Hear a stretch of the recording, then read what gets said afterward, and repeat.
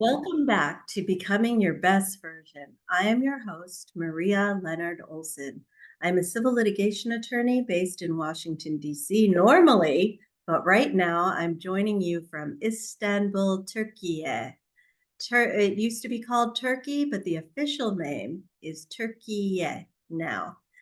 So, I am also a mentor to women in recovery, a journalist, an author, a TEDx speaker, obviously a podcaster, and a book marketer for women who have chosen to write books.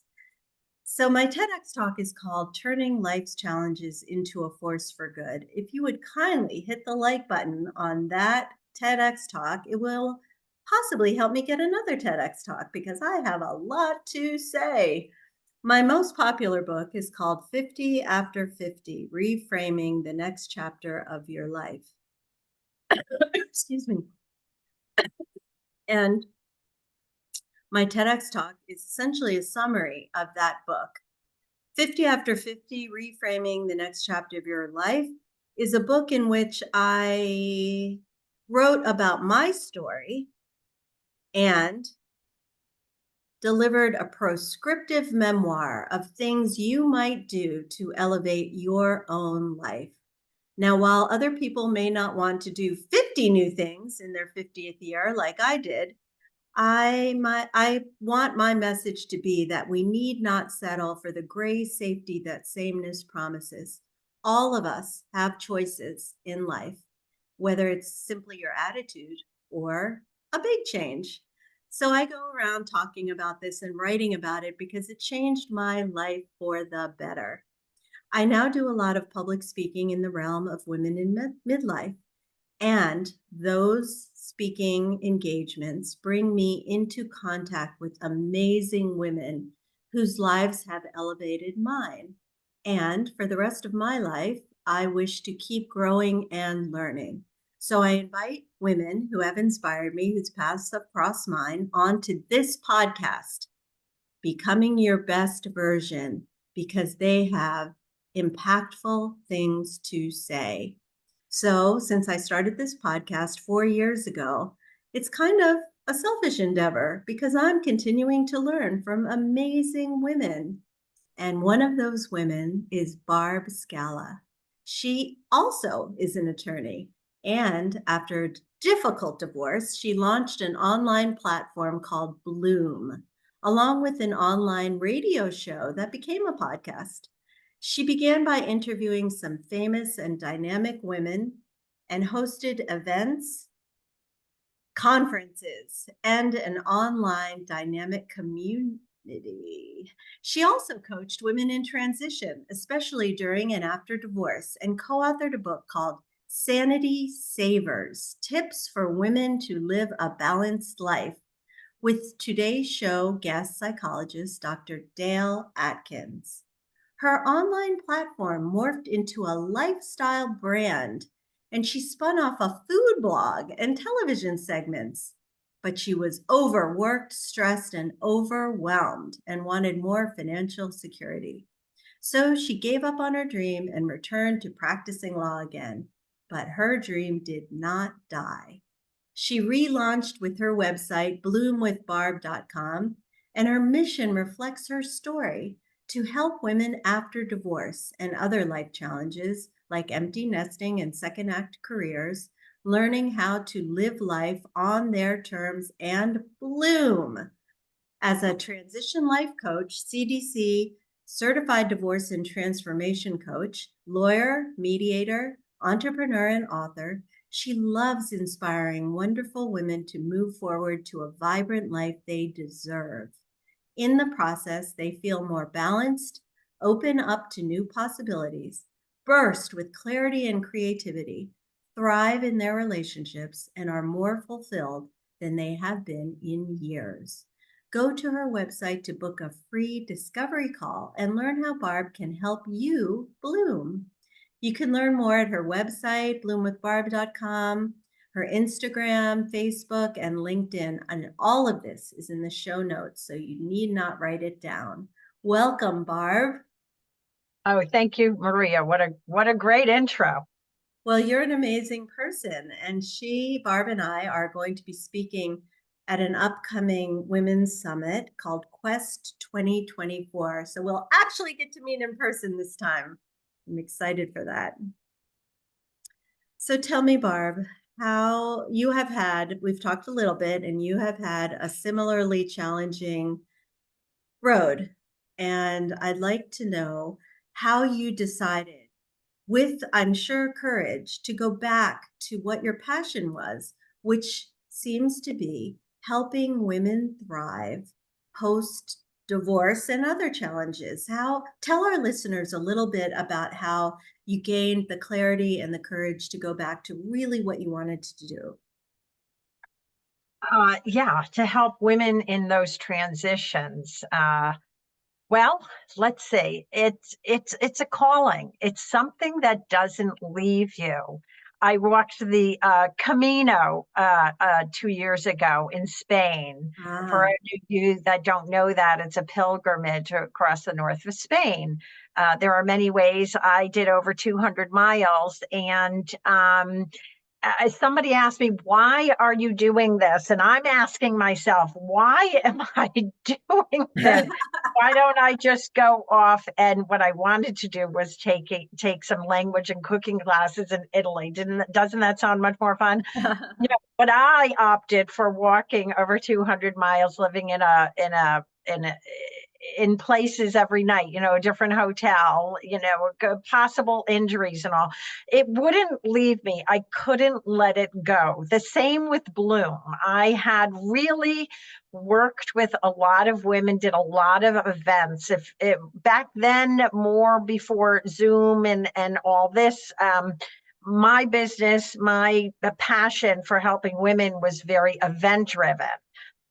It tends to be exhausting when you have to be everywhere physically, and you have to be a shepherdess, like keep calling the flock together, keep promoting and marketing in that way.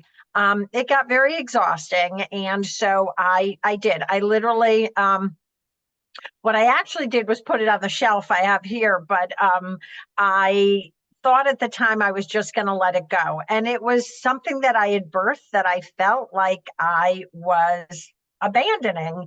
But I needed to let it go and my head said I needed to get back to practicing law, which was at the time the right step for me. But just like the Camino, the Bloom wouldn't let me go.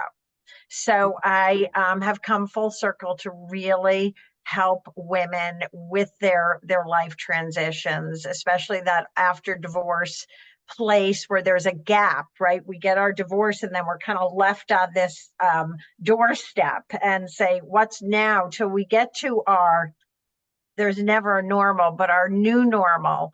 And so many women after divorce, reference the same thing, or come up with the same kind of feeling. I'm just not balanced. I'm, not knowing how to really live life or go forward.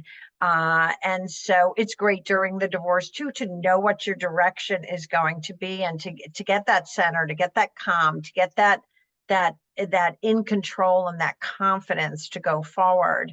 So I had to learn those steps and stages. And I said, there has to be a better way for women. Certainly, they're not going to go through it the way I went through, which took longer.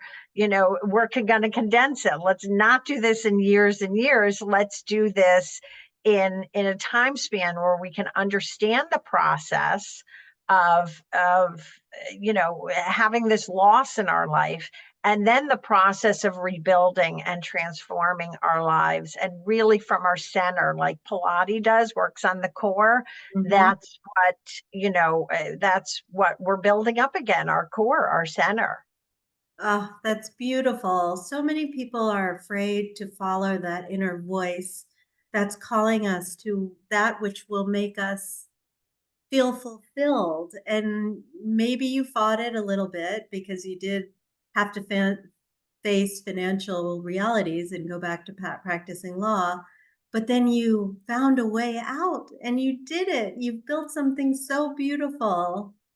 I did. I still do some divorce mediations, but my coaching and my platform is really taking more and more and more of my time. So, the plan is to just do this and work with women, and it's working because once we set our minds to something, we can really make it happen, which is the mindset work that's so essential for this. I have 4 pillars, or shall I say seeds, that Mhm. we like to plant that my program is based off of. And and it's an acronym for Bloom. So the first B is be positive. That's that positive mindset. If we dig a little deeper, it's about really believing in yourself, believing in what you can accomplish. The L in Bloom is for love what you do. Do we have to love everything about we do? No, but when we dig a little deeper again, it's about, do we really deserve this? Are we deserving of this? And then we can fall in love with what we do, what's our calling, what makes us bloom. And then the 2 O's are in the center of that bloom is really the core. It's about own your power, and that's about your self-value, self-worth, that authentic self. And then the second O is for organize your life. Just clean it up. Get your direction. Know your direction. Have your vision. And then M, move forward. Take action steps. And what I'm very jazzed about lately is, can you forget about plan B? Can you forget about that safety net for right now? Can you at least put it on the shelf? I'm not saying throw it away, know that it's there, but really you're going to work on plan A with me. You're going to work on the thing that you really want to work, uh, move forward on. And our default is always plan B. It's more comfortable. It's safer. It's that safety net. It's that what we feel is our, what we need to do. It's more logical, maybe. It's we don't want to think of things that are totally unrealistic and is never going to happen. But we want to elevate. We want to bump up our level. I want to know what you do, and then I ask, what do you really want to do? What do you want? And they go, ba, ba, ba, ba, ba. And then I go, but what do you really want? And then they go, oh, well, now that you're asking that, now we can get to really, dig in and do some work. Oh, that's beautiful. That really is, in a nutshell, the work, the journey post divorce. And that's beautiful that you found a way to make it something easy to remember. If you just keep remembering, we're here to bloom, and this is the way to do it. That's really beautiful. So, we talked a little bit before we went on to this recording about transitioning post empty nest or during the emptying of the nest, which was quite painful for me. So, can you talk a little bit about how you help women in particular when the children are trying to separate, which is their job? We're supposed to teach them how to have wings and not need us. But for me and my ego, that was hard. So, how do you help people through that transition? It's a tough transition. I went through it, and I went through it, I say, prematurely, because in my post divorce years, my children kind of left the nest and went with their dad or with me. So you feel a loss earlier. And so it's very similar to the post divorce. So if they never were divorced and they're dealing with empty nesting, they're feeling the same thing. They're feeling this aloneness. They're feeling this, what's next? And the women that want to bloom really want to are saying, I'm not done yet. and there's something more. And what is it? I'm not sure. And they do, you said the word before, fulfillment. They're looking for fulfillment. They have it within themselves, but it's just excavating it. So it's first dealing with, that emotional upset, but turning that into more of positive energy where there's wonder and excitement about their new life transition rather than this stinks, I'm with the kids now, I'm with my spouse, or I'm alone, or this is not where I want to be alone on this journey. And we have to redefine our role from mom to our second act, our third act. And I can't wait to meet you at the conference regarding third act. So, it's right on point. We can keep going and growing our whole life, and that does keep us young and vital.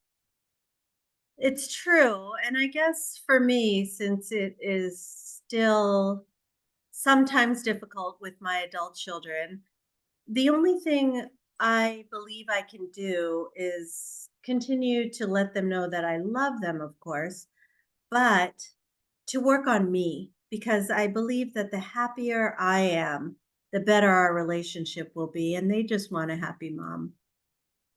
The best gift you can give anyone in your life, definitely your children, your significant other, your family, your coworkers, your whoever, your friends. The best gift you can give people is a happy you. Now, I say that because I feel like the term happy is a little overused these True, days. And true. I can basically be happy, but today something happens where I sprain my ankle. I'm not happy. So I go more for the word content, and feeling that state and having a smoother ride through life.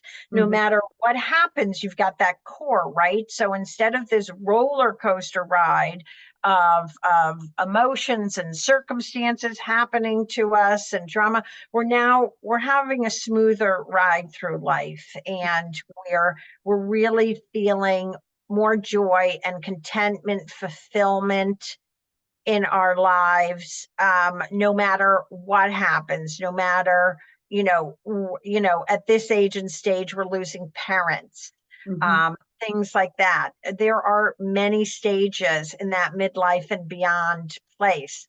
Our bodies, menopause, our children, our our family, things are changing. Our relationship, we may have had a relationship with our spouse before, and now it's like totally different. It's like, who are you?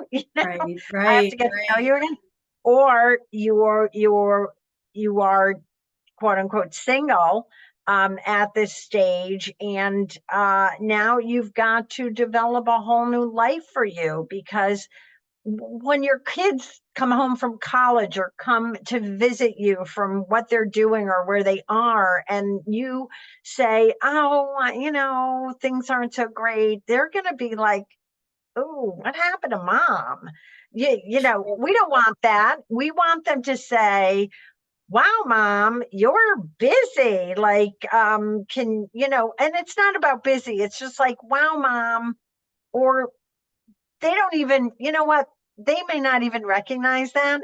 It's just they don't have to worry about you. And that's the best gift we can give them, because I don't want to burden my kids, right? I don't want them to think, oh, mom is this or that. I want them to know, oh, mom's doing her thing. Mom's doing her thing. And we all have a thing. Right. And that's how we can bloom. What's our thing? Well, I strive to do that, but I have to admit that sometimes when I'm in a dark place, I have had difficulty shielding my kids from that because I'm trying to balance authenticity with not burdening them. So I found myself this Christmas in particular when they came home, they could sense that there was something. I was going through some transitions of my own, and I tried to hide it from them, and they could feel it. And so I wish I could have a do-over for this Christmas because it didn't go well. Well, you can tell them, I want a do-over. I literally do-overs with I have two adult children, Mm. and we'll have a conversation. Or I have complained. So I can say, the best thing you could do is give them a happy person. But they have seen me not happy. They Hmm. have seen me challenged by reinventing my life. Hmm. So I'll literally say, the other conversation last time we spoke didn't go well. Can we have a do-over? Because, I wasn't my best self. Hmm. And kids are forgiving. They're hugely forgiving. They love you, even though they might complain about you. They actually do, and they'll go through that do-over. They really will. Or, you can just say, it wasn't a great day for me. And today's better, or maybe today isn't better, but I'm working on better. I'm working on that calm. I'm working on my balance. They want to know you're working on it. They want to know you're hopeful. And you, more importantly, it's the best thing for your well-being to know that there's that M in bloom, that there's their forward movement. So you are, what I like to say, going and growing your whole life through. Yes, so important. Thank you for that. You helped me with a personal thing that I'm going through right now. Okay, anytime, anytime. So what does it look like when you're specifically working with someone going through a divorce and maybe they've already signed the papers? You've told us a little bit about that, but what are the most common scenarios? Or can you give an example of, without breaching confidentiality, of someone who you helped get to the other side with your services as an after divorce and transition coach? Well, uh, accountability comes to mind. Mhm. I'm just things that are popping out at me. Structure, clarity, Uh, direction. These are the things they're really need to get a handle on at this point, because their whole life has shaken up. They may not be happy exactly with the outcome of their divorce, how they came out financially, how they came out with a parenting plan, how they came out, at this time in their life, at midlife and beyond, knowing that, hey, I have to work, longer than expected. mhm. Um, so, that accountability, that structure of actually working, breaking down the steps of how they can make this transition, is the way to do it. And we work step by step. That's the only way you can write a book, Maria, that page by page. The same thing with a life plan, and that's really what we're working on. We go to a financial analyst for our financial plan, right? We go to different health care people for our health plan. Now I feel it's essential that we make a life plan Mm, that encompasses relationships, work, thriving, right, through our midlife and beyond point. What does that look like? What do you want it to look like? Let's get a vision, because we certainly know we can't get in our car in the morning and just drive to goodness knows where. We've got a destination in mind. That can always be tweaked. I can get in my car and say, you know what, today instead of here, I want to go there. So we can always change it. We can always revise it.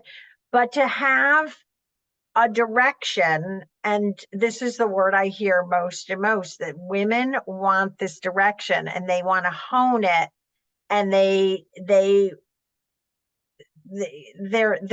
looking for that so they can get started. Because I'd like to say we can be four things. I'm sort of all of the above. We could be a swirler. I'm a I'm a I'm a swirler. I'm a serial swirler, and I'll swirl and swirl. And we can be a toe dipper. We can start at the starting gate and kind of like, let's kind of quit halfway through. Or we can, get on the, not really get on the path at all, or abandon it, or veer off to, a road that's a dead ender. So no, it's okay. Just like your example of Christmas, okay? You know that it didn't work well for you, and you know that was a dead ender for you. Okay, so just let's veer you back on your path, because that doesn't work. And now you understand your patterns. We have to reframe our distorted stories. We have to get rid of that self-doubt. We have to quiet that self-critic in us. We have to expand our limited beliefs. All that mindset stuff is going on, which does not keep us on our path. So we get a direction, we get like an end point, and we work backwards. So where we go back to the beginning, and then we see patterns and obstacles in the way, and things in our life where we can get tripped up. But we also look at things in our life where we've been really successful, that we're not even attributing that to ourselves. We're not even counting that in, because doesn't everybody do that? No. Look at what you've done. You've done it before. You're resilient. You can do this, showing them that they have exhibited resilience and personal power, and all the things that they feel they have lost, but they didn't. And then they start doing a reflection, and now, I was that girl, I lost that person, I lost. What happened? Well, life happens, and our self-critic happens, and our distorted stories happen, and our limiting beliefs happen, and our obstacles happen, and I call those our weeds. Our So weeds. you always have to be weeding in a garden. Do weeds just go away forever? Never. We have to have the tools in our toolbox to know how to weed. We need that weeding tool, because the weeds are always going to crop up. They really don't go away forever. We Wow, just know how to respond to them better. that is a great analogy. I like that. Very nice. Yeah. Well, Are you a really good gardener or something?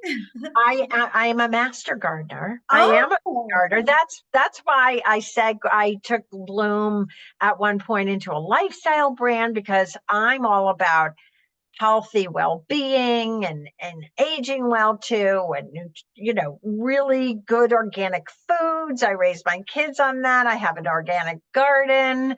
But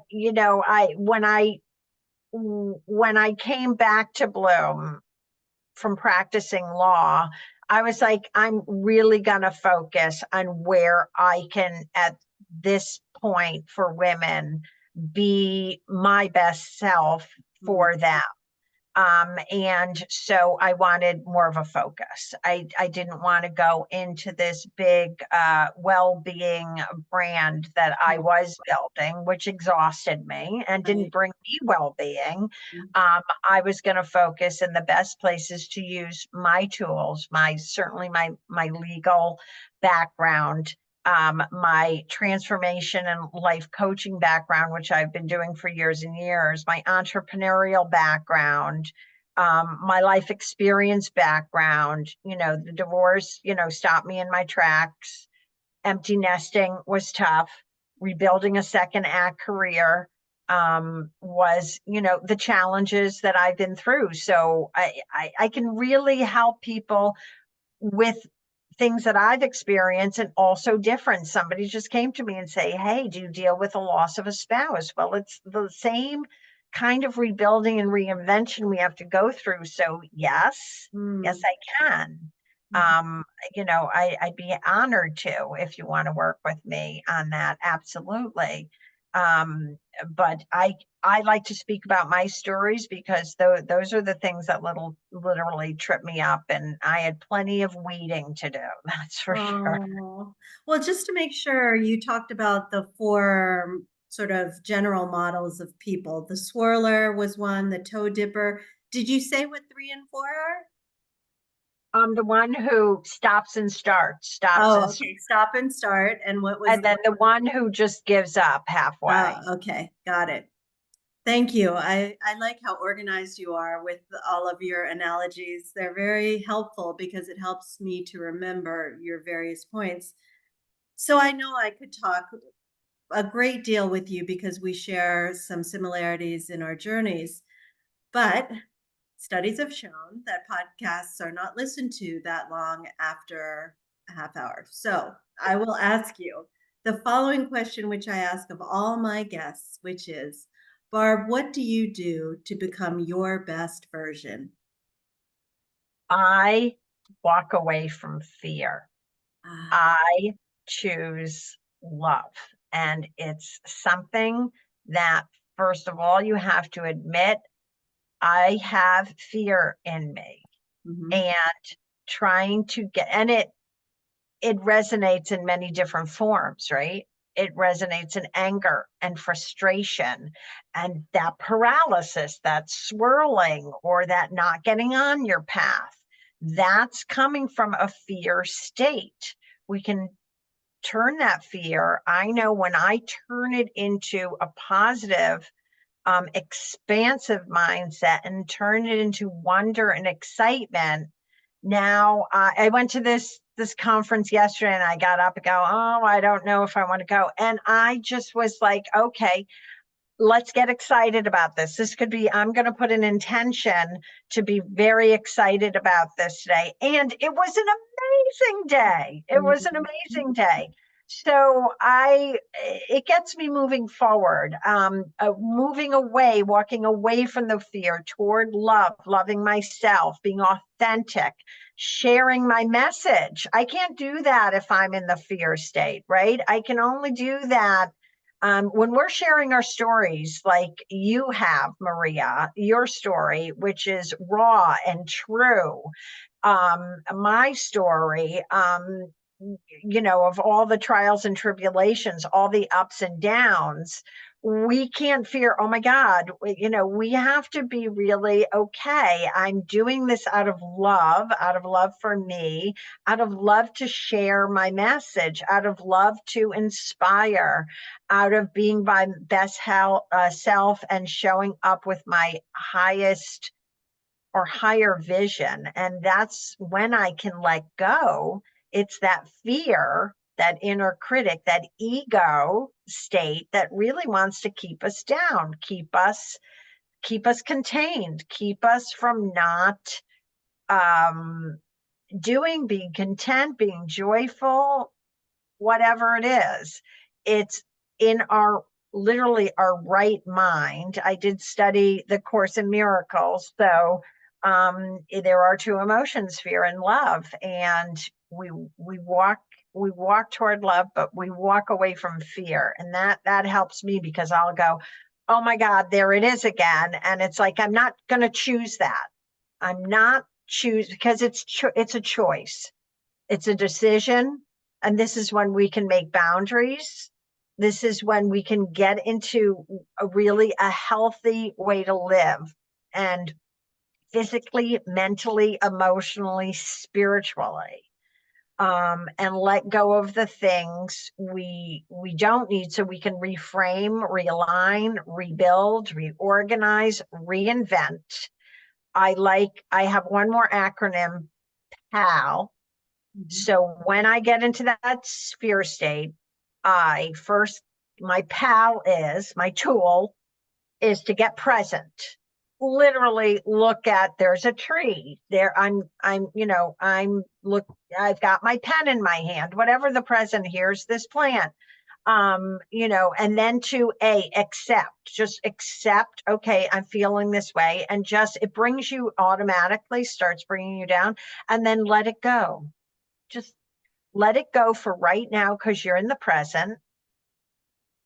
And whatever it is, you're going to figure it out. Right. And then you don't get stuck. So that's the best version of myself, getting unstuck and out of that. Beautiful. I love that acronym. Going to carry my pal with me from here on out. I thank you for that.